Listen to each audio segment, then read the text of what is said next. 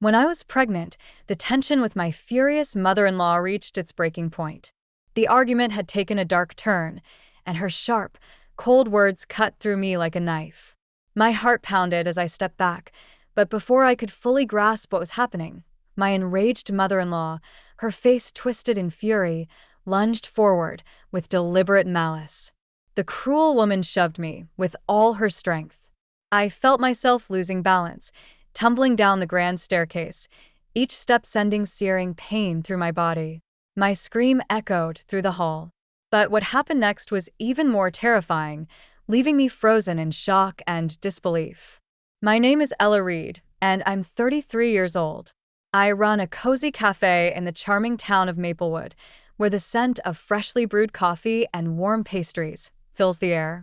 For the past 2 years, I've been navigating life as a single mother after losing my husband, Leo, in a tragic car accident. The pain of his loss never truly goes away, but my 8-year-old daughter, Sophie, has been my anchor, my reason to keep going. Sophie's energy and laughter are like sunlight breaking through dark clouds.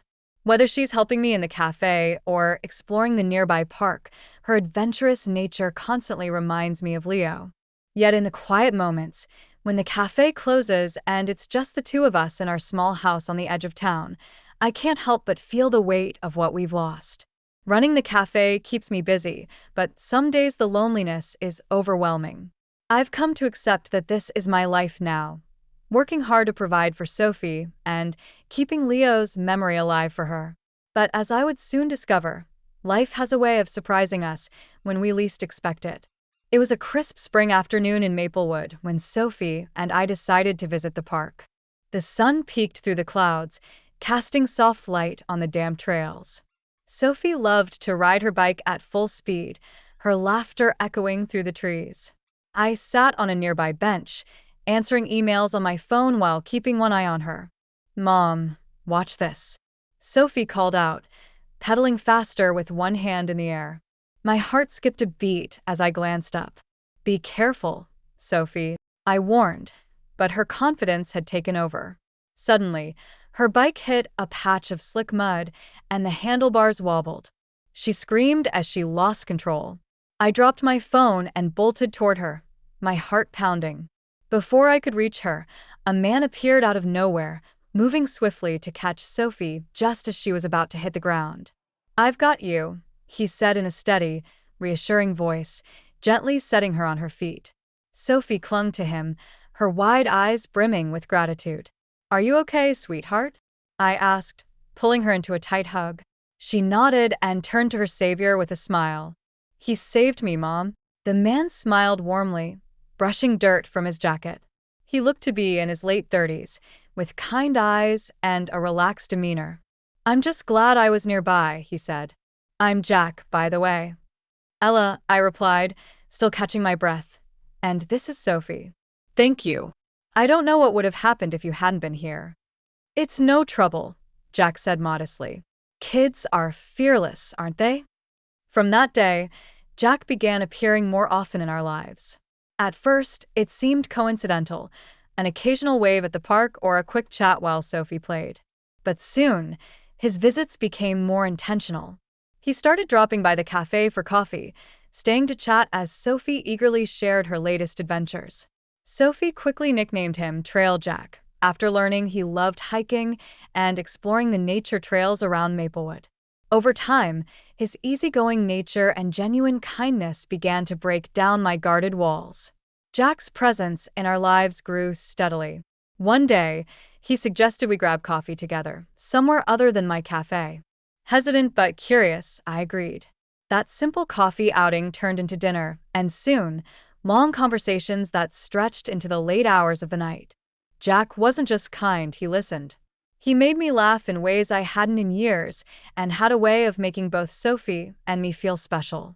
Sophie adored him. She insisted on bringing him small trinkets from her adventures, a shiny pebble from the park or a flower she'd picked. "Trail Jack is the coolest," she declared, beaming. Jack's ability to connect with Sophie melted my initial apprehension. He listened intently to her stories, played catch with her at the park, and even helped her build a birdhouse for the backyard. Slowly but surely, he became a part of our little world. One Saturday, Jack invited us to his cabin just outside Maplewood. It was a cozy, rustic place surrounded by tall pines, with a porch that overlooked a serene lake.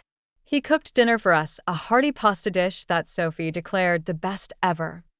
While Sophie explored the cabin, marveling at Jack's collection of nature photographs, Jack and I sat on the porch sipping tea as the sun set. I haven't felt this at peace in a long time, I admitted, my voice barely above a whisper. Jack smiled, his gaze soft. You deserve peace, Ella. You and Sophie both. As the weeks turned into months, our bond deepened.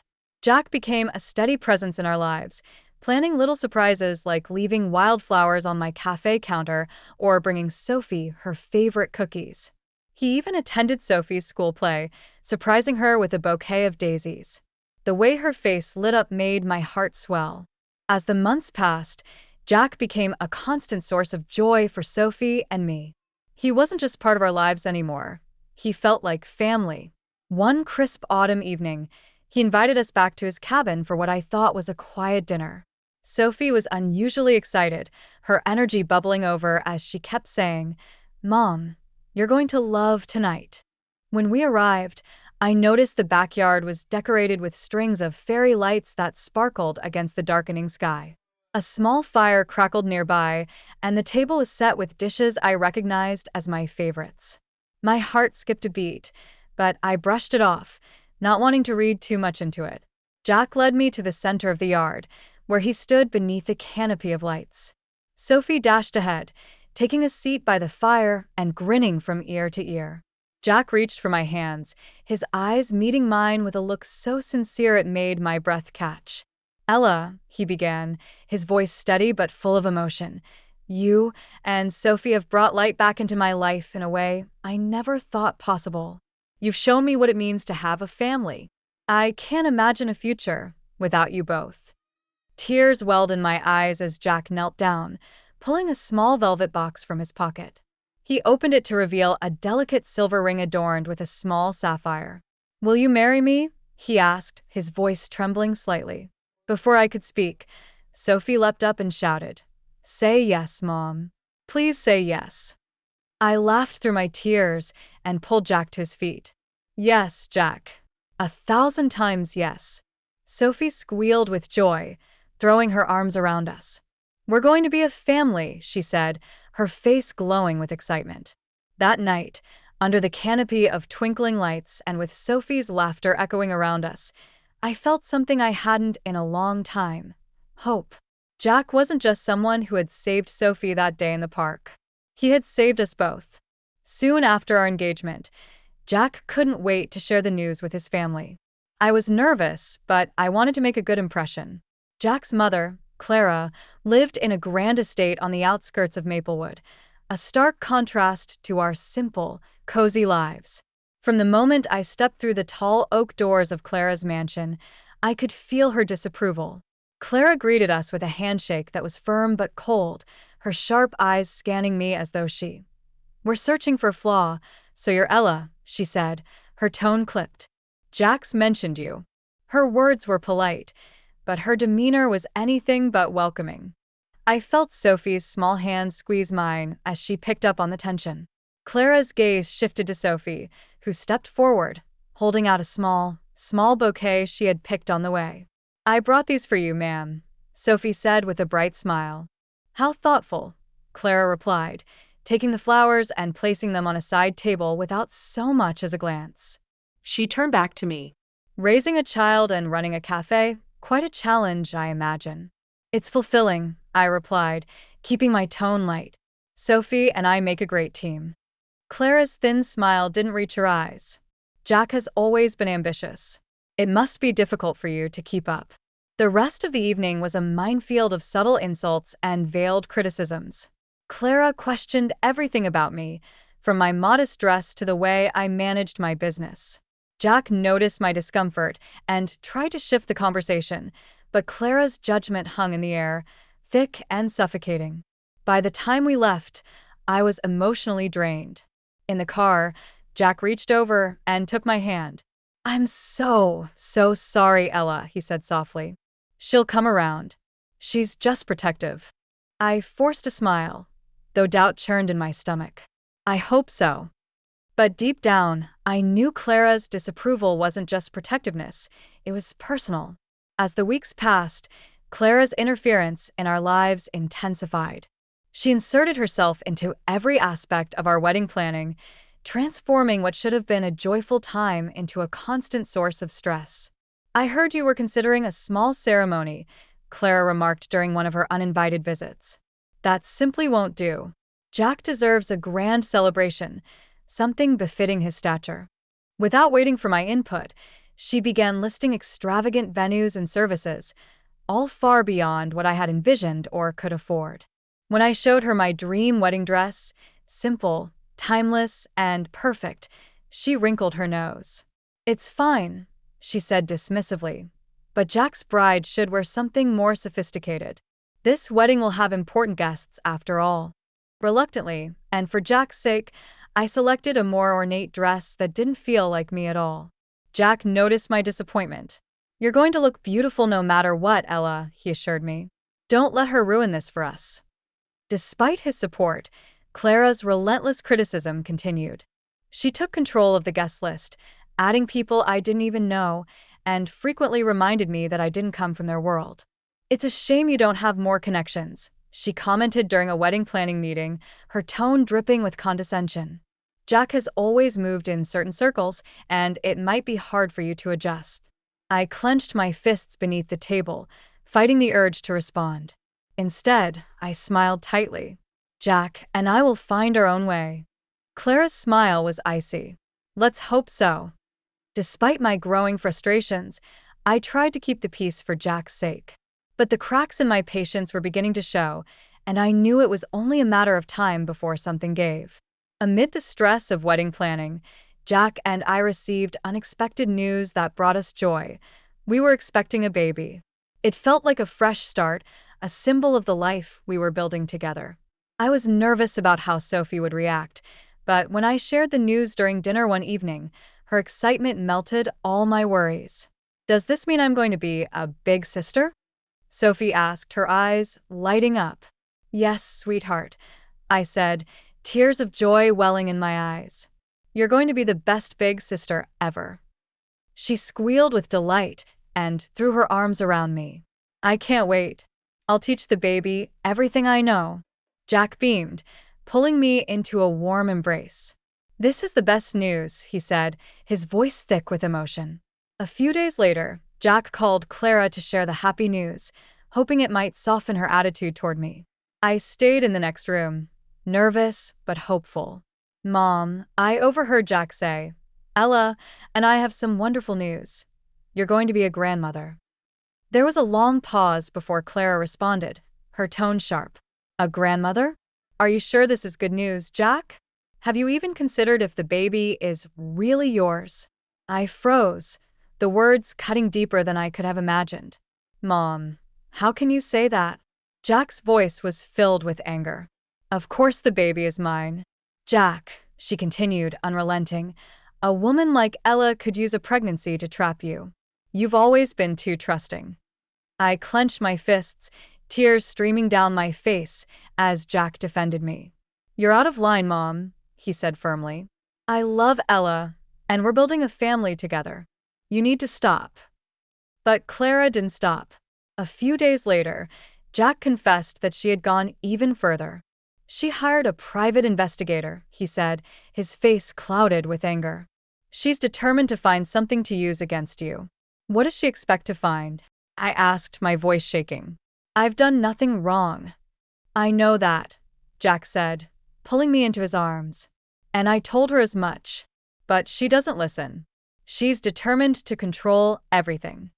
Knowing someone was digging into my past left me on edge. I began glancing over my shoulder everywhere I went, and the stress took its toll. Sophie noticed my unease and tried to cheer me up with her usual antics, but the weight of Clara's actions was undeniable. Despite the strain, Jack remained by my side, steadfast and supportive. We'll get through this, he promised. No matter what. Clara extended an invitation for dinner at her mansion, claiming she wanted to start fresh. Jack was optimistic, urging me to accept, but I couldn't shake the feeling that her motives weren't genuine. Maybe this is her way of coming around, Jack said, trying to reassure me. I hope so, I replied, though doubt churned in my stomach. For his sake, I agreed to go. That evening, I dressed in a modest navy blue dress, trying to keep my nerves at bay. Sophie, ever the optimist, was excited. Don't worry, Mom, she said with a grin. You're the best. The mansion loomed large and imposing as we arrived. Clara greeted us with her usual veneer of politeness, her sharp eyes scanning me and Sophie with a faint air of disapproval. Dinner was served in the grand dining room, the long table adorned with expensive china and crystal glasses. Despite the elegant setting, the atmosphere was icy. Throughout the meal, Clara's subtle barbs chipped away at my composure. So, Ella, she began smoothly, how is your little cafe? It must be quite a challenge balancing that with raising a child, especially now that you're expecting. I forced a smile. The cafe is doing well, thank you. And Jack and I make a great team. Her lips curled into a thin smile. Let's hope you can keep up. Jack tried to shift the conversation, but Clara's remarks only grew more pointed. By the time dessert was served, I felt like I was holding myself together by a thread. Excusing myself to the restroom, I welcomed the brief reprieve. As I stood at the top of the grand staircase, trying to calm my nerves, I heard footsteps behind me. Clara's voice was sharp and cold. You'll never be good enough for my son. I turned slowly, my heart pounding. I'm not trying to prove anything to you, Clara. Jack and I love each other, and we're building a family, whether you approve or not. Clara stepped closer, her eyes blazing with fury. You're nothing but a burden. I won't let you ruin his life. Before I could respond, Clara lunged forward. Her shove was deliberate, and I lost my balance, tumbling down the stairs. Each step I hit sent pain radiating through my body until everything went black. The last thing I heard was Sophie's terrified scream. Mommy! The first thing I noticed was the sterile smell of the hospital. My body ached, and when I tried to move, a sharp pain stopped me. Slowly, I opened my eyes to see Jack sitting by my bedside, his head buried in his hands. His usual calm demeanor was gone, replaced by visible worry. Jack, I croaked, my voice weak and raspy. He looked up immediately, relief flooding his face as he took my hand. Ella, thank God, he said, his voice trembling. You're awake. My mind felt foggy, but the memories of what had happened came rushing back. The dinner, Clara's cruel words, the shove, the stares. Panic gripped me as my hand instinctively moved to my stomach. The baby, I whispered. Is the baby okay? Jack's hand tightened around mine, his eyes glistening with unshed tears. He's here, Ella. Our son is safe. They had to perform an emergency C-section, but he's healthy. Tears of relief streamed down my face. I need to see him, I said, my voice cracking. Jack pressed the call button for the nurse, who soon wheeled in a small bassinet. Carefully, she placed a tiny, swaddled baby into my arms. I looked down at my son, his tiny fingers curling against my chest. He was perfect. Love overwhelmed me, even as tears of pain and joy mingled together. We named him Liam, Jack said softly. I thought you'd like that. I nodded, unable to speak as I cradled our son. But the peace of the moment was short-lived as the memory of Clara's actions resurfaced. My voice trembled as I looked at Jack. Your mother, she pushed me, Jack. She could have killed me. She could have killed Liam. His jaw tightened, and anger flashed in his eyes. I know, he said firmly. Sophie saw everything. She told me, and I've already spoken to the police. My heart ached at the thought of Sophie witnessing such a terrifying moment. Where is she? Is she okay? She's with my sister, safe, Jack reassured me. She's been so brave, Ella.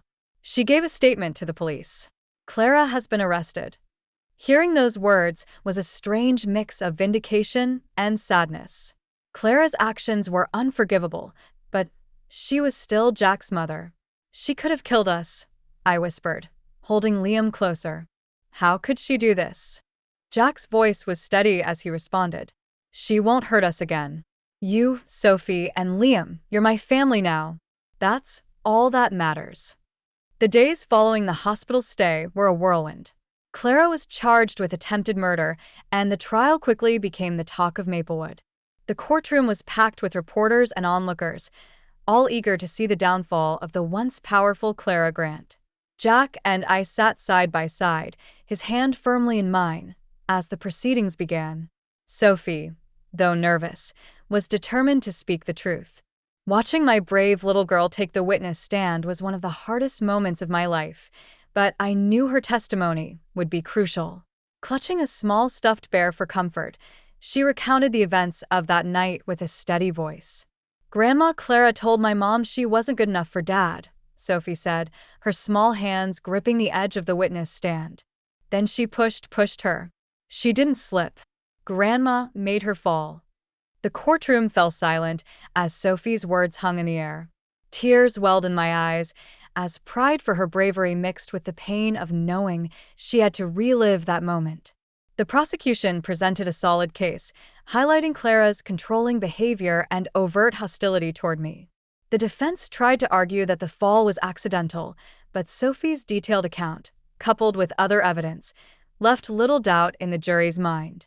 Throughout the trial, Clara remained stoic, her cold demeanor unshaken. She refused to look at me, Jack, or Sophie, her focus solely on maintaining the remnants of her pride. But when the jury returned with their verdict, her composure finally cracked. We, the jury, find the defendant, Clara Grant, guilty of attempted murder, the foreperson announced. Gasps rippled through the courtroom. The judge sentenced Clara to 10 years in prison, with no possibility of parole for the first 5. Relief washed over me, though it was tinged with sadness, for Jack. Despite everything, I knew it was hard for him to lose his mother in such a way. Outside the courthouse, reporters swarmed us for comments, but I kept my words simple. I did what any mother would do. I protected my family. In the weeks following the trial, life began to settle into a new rhythm. Clara's absence, though a source of peace, left a shadow over our family. Jack struggled with the emotional toll of losing his mother, but he never let it affect his unwavering support for me and the kids. Together, we focused on healing and building a brighter future. Liam quickly became the heart of our home. His tiny smiles and sweet coos brought a joy I hadn't felt in years. Sophie embraced her role as a big sister with boundless enthusiasm, constantly by Liam's side, singing him lullabies or showing him her collection of books and toys. One sunny afternoon, Liam took his first wobbly steps in the living room. His tiny hands stretched toward Jack, who knelt with open arms. "Come on, buddy," Jack encouraged, his voice filled with pride. Sophie clapped her hands, cheering him on. With a determined shuffle, Liam made it into Jack's embrace, and the room erupted in laughter and applause. "I knew he could do it," Sophie declared, grinning from ear to ear. Her excitement was infectious, and for the first time in a long while, I felt like our family was truly complete. In the evenings after the kids were asleep, Jack and I would sit on the porch of our cozy house in Maplewood, sipping tea under the starlit sky. The air carried a peaceful stillness, a stark contrast to the chaos we had endured. Jack often held my hand during these quiet moments, his voice filled with emotion as he reflected on how far we had come. "You've made us a family, Ella," he said one night, his eyes glistening. "I don't know what I'd do without you." I rested my head on his shoulder, a soft smile spreading across my face. "We've all made each other stronger, Jack. No matter what, we'll keep moving forward together." The months that followed were a time of growth, healing, and newfound happiness. Liam grew quickly, his laughter filling every corner of our home. Sophie thrived as a big sister, embracing her role with pride and love. And Jack continued to be the steady anchor that held us all together. Though Clara's actions had left scars, I refused to let them define us. Instead, I focused on the life we were building, one filled with love, resilience, and hope. My cafe became busier than ever, and Jack often stopped by to lend a hand or surprise me with a bouquet of flowers, reminding me that I was never alone in this journey. One afternoon, Sophie came running into the cafe, holding a crayon drawing she had made for Liam. "Look, Mom, it's us as a family," she said proudly. The picture showed all four of us, me, Jack, Sophie, and Liam, smiling under a bright sun. I couldn't help but smile as I hung the drawing on the wall behind the counter. As the seasons changed, so did we. Our family grew closer with each passing day, finding joy in the little moments that made life beautiful. We celebrated milestones like Liam saying his first words and Sophie earning a certificate for her school project. Each event was a reminder of how far we had come and how strong we had become as a unit. One evening, as the rain softly pattered against the windows, I sat by the fire cradling Liam in my arms while Sophie read aloud from her favorite book. Jack joined us, wrapping his arm around my shoulder, and I felt an overwhelming sense of gratitude. Reflecting on the past year, I realized how much we had endured: grief, betrayal, and fear. But those challenges had shaped us. They had shown us our strength and brought us closer together. Our family wasn't perfect, but it was ours, built on love, resilience, and an unshakable bond. Looking at my children and the man who had stood by me through everything, I knew one thing for certain: we were unstoppable. No matter what challenges lay ahead, we would face them together, as a family. And in that moment, as laughter filled our home, I knew that we had found our happiness again. Thank you for taking the time to listen to this heartfelt story of resilience, love, and family. If you enjoyed this story, please like, comment, and subscribe to our channel for more inspiring tales. Your support helps us share more stories that touch hearts and spark conversations. Don't forget to let us know your thoughts in the comments below. We love hearing from you. Stay tuned for more stories, and thank you for being a part of our journey.